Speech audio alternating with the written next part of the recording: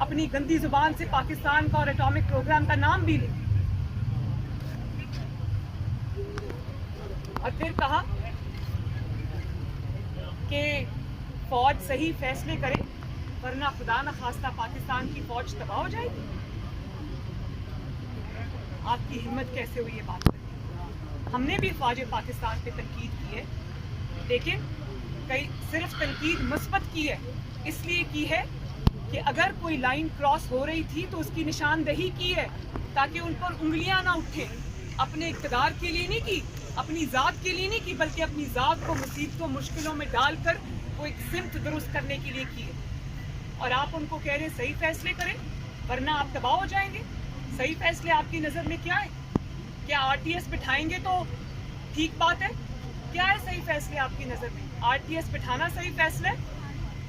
آپ اپنے علاوہ پورے پاکستان کو جیل میں ڈال دینا صحیح فیصلہ ہے؟ مخالفین سے انتقام لینا صحیح فیصلہ ہے؟ آپ کے اقتدار کو دوام دینا صحیح فیصلہ ہے؟ آپ کے مخالفین کو مارنا صحیح فیصلہ ہے؟ آپ اکانومی کی، پاکستان کی معیشت کی، غریبوں کی، ہر چیز کی آپ تباہی کریں، اس پہ خاموشی اختیار کرنا صحیح فیصلہ ہے؟ آپ پاکستان کو پوری دنیا کے ممالک سے لڑا دیں اپنی بے وقوفیوں کی وجہ سے اور اپنی نالائکی کی وجہ سے، اور اس پہ چپ ساتھ لینا صحیح فیصلہ ہے؟ یا اگلے الیکشن کی جو آپ دھاندلی کا پروگرام بنا رہے تھے اور اس پہ جو آپ نے ادارے پہ جو خطرناک حملے کیے اس پہ چپ ساتھ لینا صحیح فیصلہ ہے؟ اور وہ آئین کا ساتھ دے رہے ہیں تو وہ غلط فیصلہ ہے. عمران خان کا ساتھ دیں تو وہ صحیح فیصلہ ہے.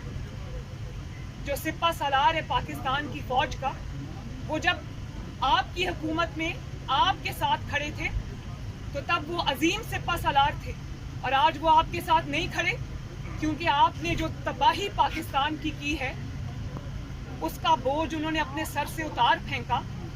اور اگر ملک کی خاطر وہ آئین پاکستان کے ساتھ کھڑے تو آج وہ میر جعفر اور میر صادق ہو گئے. جب آپ نے آئین توڑا تو عدلیہ نے 12 بجے رات کو عدالت کھولی اور آپ کے خلاف فیصلہ آیا، آپ کی آئین شکنی کے خلاف فیصلہ آیا. اس وقت روز رونا دھونا کی عدالتیں اچھی ہیں، اچھی نہیں ہیں، 12 بجے میرے لیے کیوں کھلی، میں نے کیا کیا؟ بھئی آپ نے آئین توڑا تھا، اس کے جزا میں آپ کے گلے میں ہار ڈالنے نہیں بنتے. اور آج آپ ان سے کہہ رہے ہیں، ان کو سیاست میں گھسیٹ رہے ہیں عدلیہ کو کہ میرا لانگ مارچ نہیں ہو پا رہا تو میری مدد کرو اور میرا لانگ مارچ کراؤ.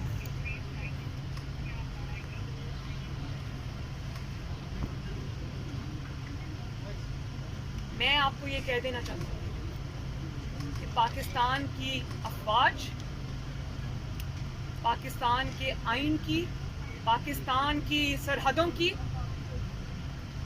رکھوالی ہے. اور اگر آپ نے اپنی گندی سیاست کی خاطر، اپنی کرسی کی ہوس کی خاطر اگر آپ نے ان کو سیاست میں گھسیٹنے کی کوشش کی یا آپ نے ان پر اٹیک کیا تو آپ کو سب سے پہلے ان محب وطن پاکستانیوں سے نپٹنا ہوگا. جو شہیدوں نے خون بہایا ہے، جو غازیوں نے خون بہایا ہے، پاکستان کے افواج کے بیٹوں نے خون بہایا ہے، اور جو پاکستان کی لا انفورسمنٹ ایجنسیز کے اہلکاروں نے اپنا خون دیا، ہم اس کو تمہاری گندی سیاست کی نظر نہیں ہونے دیں.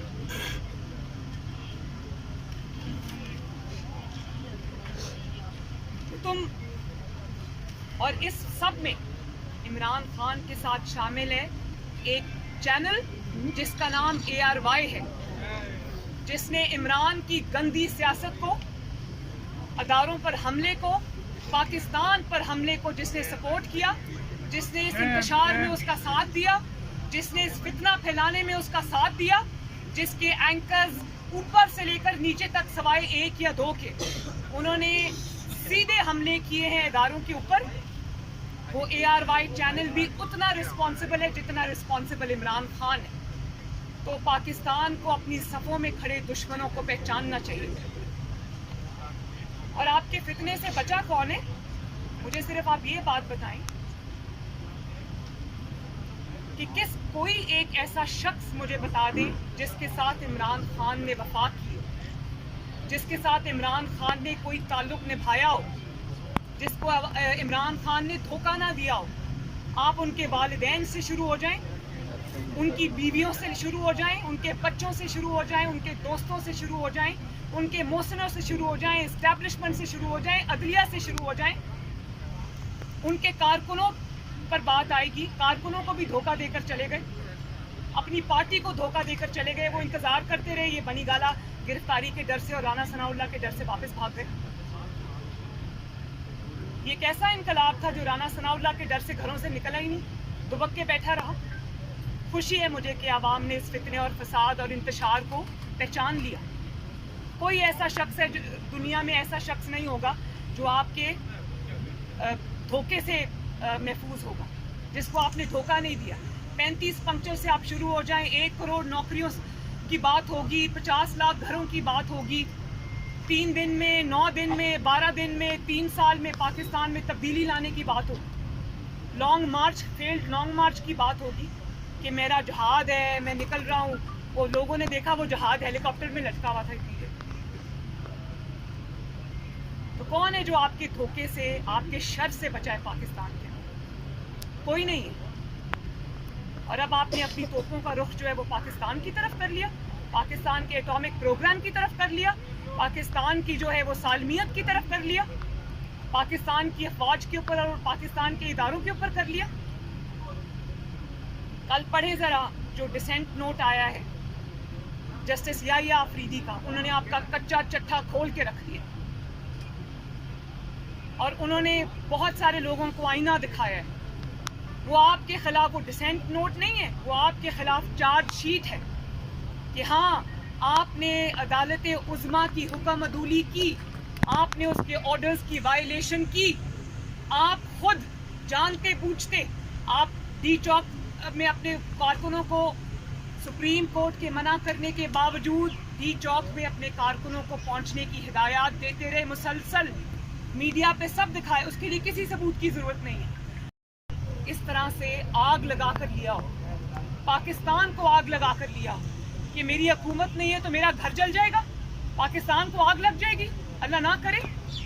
میں نے کبھی نہیں دیکھا کہ کسی سیاسی جماعت نے یہ درخت جلائے ہوں, کسی نے گرین بیلٹس کو آگ لگائی ہو. اتنی تکلیف ہے آپ کو اقتدار کھو جانے کی. تو ہم نے تو کئی دفعہ اقتدار کھویا, اللہ تعالیٰ کے عوام نے پھر اقتدار دیا. آپ کی کیا سیاسی جدوجہد ہے؟ آپ کو تو پتہ ہی نہیں سیاست کہتے کس کو ہے, جدوجہد کہتے کس کو ہے. آپ کی ساری سیاست تخریب کاری ہے اور اس تخریب کاری کا راستہ پوری قوم کو مل کر روکنا ہوگا, ورنہ یہ تخریب کاری پاکستان کو خدا نخواستہ خراب اور تباہ اور برباد کر کے رکھ دے. جو شخص اقتدار میں رہتے ہوئے پاکستان کی تباہی تھا, بربادی تھا, اور اچانک آج ان کو یاد آ گیا, 4 سال کے بعد نیند کھل گئی, 4 سال کے بعد اچانک ہوش آ گیا کہ جی ڈالر اوپر چلا گیا ہے, آلو پیاز ٹماٹر کے ریٹ بڑھ گئے ہیں. یہ وہی شخص ہے جو جس کے پاس اقتدار تھا, کرسی تھی, طاقت تھی, 1 پیج کی طاقت تھی, ہر ادارہ اس کے ساتھ کھڑا تھا. اس کو کسی سپریم کورٹ نے اس کے بارے میں سو موٹو نوٹس نہیں لیا, اس کو کسی نے ڈسٹرب نہیں کیا. اس کے پاس فل اتھارٹی بھی تھی, اختیار بھی تھا, وقت بھی تھا, اور وہ پیس آف مائنڈ بھی تھا کہ اگر یہ چاہتا تو قوم کی تقدیر بدل سکتا تھا. لیکن اس وقت کیا بات ہوتی تھی, ڈالر ایک یہ واحد شخص ہے 75 سال میں جس اکیلے کے 3.5 سال میں ڈالر جو ہے وہ 80 روپے تک پہنچ گیا. یعنی کہ 80 روپے اس کی قیمت بڑھ گئی اور روپے کی قیمت گر گئی. اور آج آپ کو روپے کی قیمت یاد آ رہی ہے کہ جب روپے کی قیمت بڑھتی ہے تو مہنگائی ہوتی ہے, پاکستان تباہ ہوتا ہے. اور اپنے دور حکومت میں جب آپ اختیار میں تھے, اقتدار میں تھے, اس وقت آپ کیا کہتے تھے کہ او ہو میں تو صبح بنی گالہ میں سو کے اٹھا تو مجھے پتا چلا, ٹی وی سے پتا چلا کہ ڈالر کی قیمت بڑھ گئی. اس وقت آپ کہتے تھے کہ میں یہاں پر آلو پیاز ٹماٹر کے ریٹ پتا کرنے نہیں آیا. تو آج آپ کو اچانک آلو پیاز ٹماٹر کے ریٹ یاد آ گئے, آج آپ کو لوڈ شیڈنگ یاد آ گئی ہے. تو قوم کو یہ بتاؤ کہ لوڈ شیڈنگ آج تمہاری وجہ سے. پی ایم ایل این وہ حکومت ہے جس نے 22 گھنٹے کی لوڈ شیڈنگ کو اللہ تعالیٰ کی فضل و کرم سے 2-3 سال میں 0 لوڈ شیڈنگ پہ لے آئی. نئے منصوبے لگائے. لوگوں کو بتاؤ کہ وہ جو ہائیڈل پہ اور کوئلے سے چلنے والے پاکستان کے اندر جو وسائل ہیں ان سے چلنے والے جتنے سی پیک کے پروجیکٹس تھے 3000 میگا واٹس کے, وہ تم نے بند کر دیے. क्योंकि तुम्हें किसी के कहने पे सीपैक के प्रोजेक्ट्स को तुम्हें बंद करना था, तुम किसी एजेंडा पे थे, और उसके बाद तुमने टाइम पर LNG नहीं मंगवाई, तुमने IPPs को पेमेंट्स नहीं की, जिसके वजह से आज पाकिस्तान में इतनी बुरी लोड शेडिंग है। हम उसको ठीक करने की कोशिश कर रहे हैं, लेकिन उसको वक्त लगेगा। पाकिस्तान के पास पैसे नहीं है, वो सारे पैसे जो है ना, वो फरागोगी से जो पनी गाला तक सीधी माल गाड़ी चलती थी ना, उसके बंद होने की तकलीफ है आज इमरान खान।